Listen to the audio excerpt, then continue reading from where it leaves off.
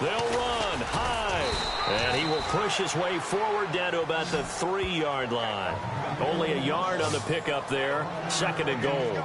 But they picked up a little bit of yardage there, and now, in this situation, should be in no hurry to run a play really fast. Let the clock wind down.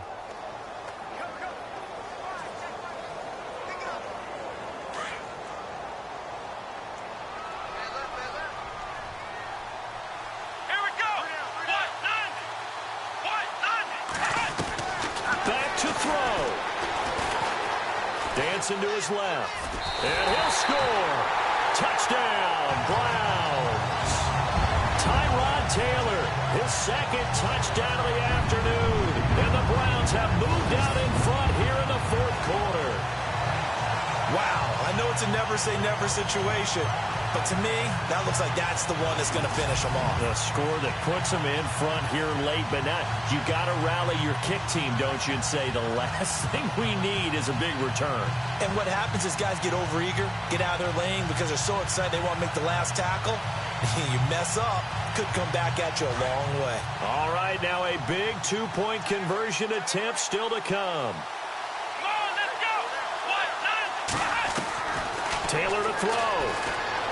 And he can't get a throw away. He's taken down. Tried to roll out, make a play outside of the pocket, but couldn't get it done.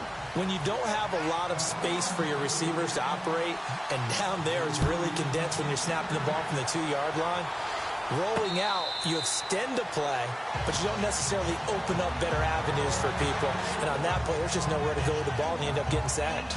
Here comes Tom Brady and the Patriot offense back onto the field. This is something we've seen many times over the course of his career. Can he pull off another 4th quarter comeback?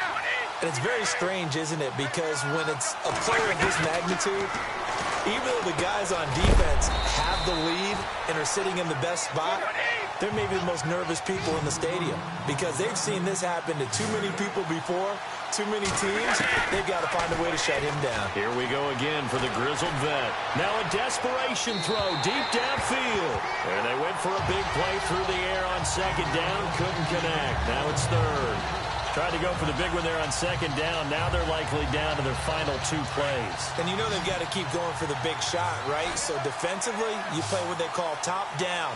Nothing behind you. Make everything get completed in front. They'll look to throw. Sets up the screen to Lewis. And he's got the 1st down as he's up to the 45-yard line. That one good for 13 at a New England 1st down.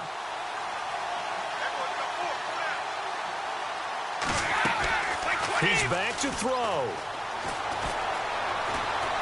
He's going to let it fly. And this is caught. Touchdown. And they've taken the lead here in the final minute. Might be seeing that one on the highlight shows tonight. The home run ball here in the 4th quarter to take the lead. There's nothing like being aggressive, preaching that to your team, and then following through. All the way through. Go ahead and throw one more up there. Why not? Been a great game, and we are not done yet. And he will dive into the end zone, and the 2-point conversion is successful. So that effort gives him a 3-point cushion and guarantees that a field goal going forward won't beat them. Yeah, that's really good strategy because that's all you care about. Not getting beat at this stage. At least give your team a fighting chance. And he'll take this across the 25, couple extra yards, up to the 27-yard line. And now Cleveland geared up to take the field. They only need a field goal. Obviously, the clock a huge factor. They'll be watching that. What do they need to do here, Charles? Your sequence of plays has to get you out of bounds. Completions, get out of bounds, gain some yardage. Then when the clock hits 7 seconds or left, now you've got a decision. Are you in field goal range, or is it Hail Mary time? Because from 7... a crusher there as it's intercepted. Devin McCourty picks it off. And, he coughed it up.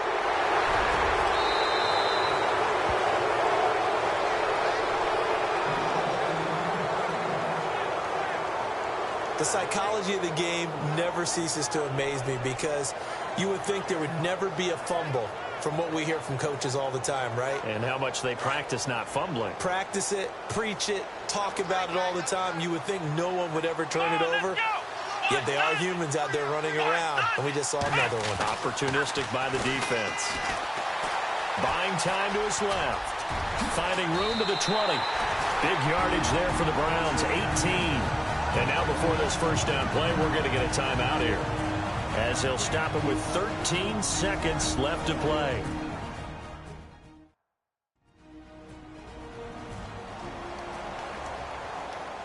And welcome back. The offensive unit, they took the timeout. And now they get set to line up as we resume action.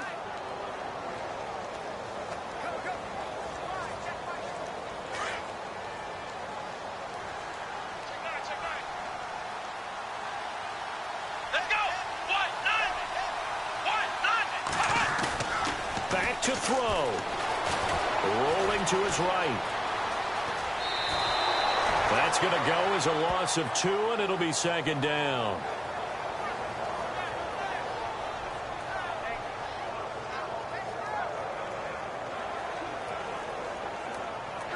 So the field goal unit is on the field, as this is a big spot right here. And here come the whistles and a timeout with 7 seconds left.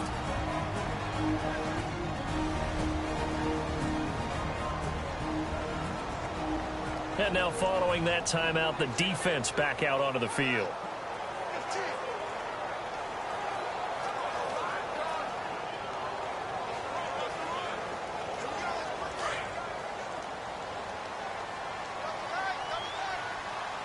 Here we go. Brand 38. Brand 38. Here's High. And he'll take this one down near the 15. 1 yard officially on the pickup, and it'll leave him with a 3rd and 11. And, the stadium clock says 0, but the one on your screen is the one that matters, and the officials say yes, it's a timeout with 1 second left to go, and a field goal try forthcoming to potentially send us to overtime. So now one of the biggest kicks of the night is forthcoming. And now we'll get a timeout here. They're able to stop it with 1 second to go in this game.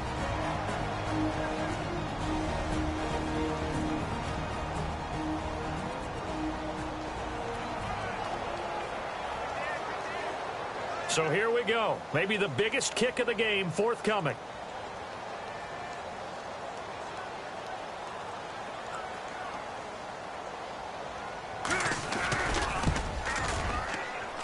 And his kick here is good. And that will tie us at 24 all. So 4 quarters wasn't enough, and we are off to overtime. Don't change that dial.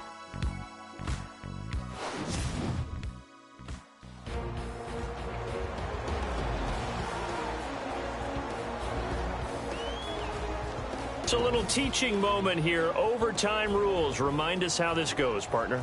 Okay, so in the past, we had sudden death. First team to score wins, but no longer. Now, if the team receives the ball, scores a touchdown, they win the game. If they kick a field goal, though, or don't score, the other team gets a possession. And after both teams get a possession, then we're into sudden death. First team to score wins the game. So a tie ball game here as the kick's away. Now Dion Lewis to return.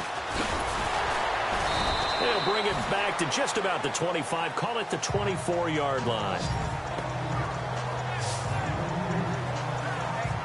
The Patriot offense now set to come back out onto the field. They're set for their first drive here in overtime, and this is where the crowd can really become a factor. They've had to battle it all day, but I know what you're saying. In overtime, that gets doubled, doesn't it? At least, because now the crowd really wants to be involved and help their team, and that first drive can dictate the whole thing, because they know if this team takes it downfield and scores a touchdown, it's game over. It's been loud in here so far, and the offense behind the chains here a touch on 2nd and 11.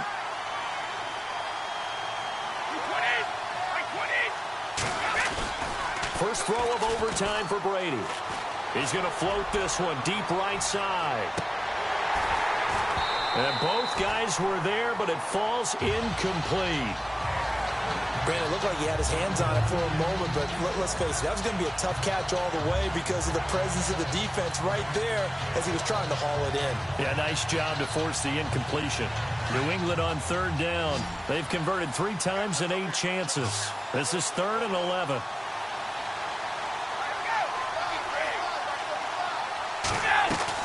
They'll fake the give to Gillisley, and now Brady. They will find his man. That's Hogan, complete.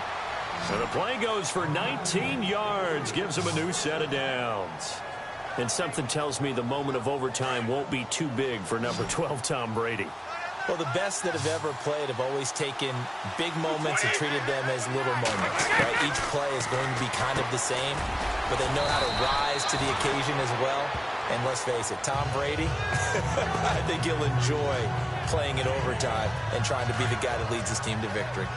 Good throw, good catch, but I really like the route. The drag and being able to run away from defenders, hard to stick with them for that long. Yeah, better against man than zone, or better against man, because now you're running away from someone and you're not running into a defensive player in another zone. Just a yard on the pickup there, and it'll leave them with a 3rd and 3.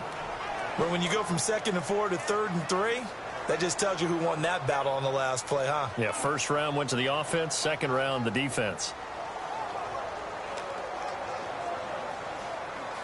So a big play in this opening drive of overtime. Now looking at a 3rd and 3. Brady going to try and throw on 3rd down. Oh, and it's intercepted. He's picked off just shy of midfield. And he's able to get it back to the 41-yard line. A costly mistake here at OT. And you know what they say when you throw an interception like that in overtime? You don't usually get a chance to throw a second one. I mean, I'm not sure the analytics on it. Let's ask Marvin, our statistician, to ring that down for us. That's typically how coaches and teams feel about it. You throw one, you likely cost yourself the game. And now Cleveland geared up to take the field. Their defense did its job, got the stop. All they need is 3, and this is over. Couldn't have done much else other than score themselves and end it. But they turned it back over to him, and now all they need is a field goal to win the game. An excellent job by the defense. Can the offense finish things off? Yeah, part 1 is done, now part 2. Here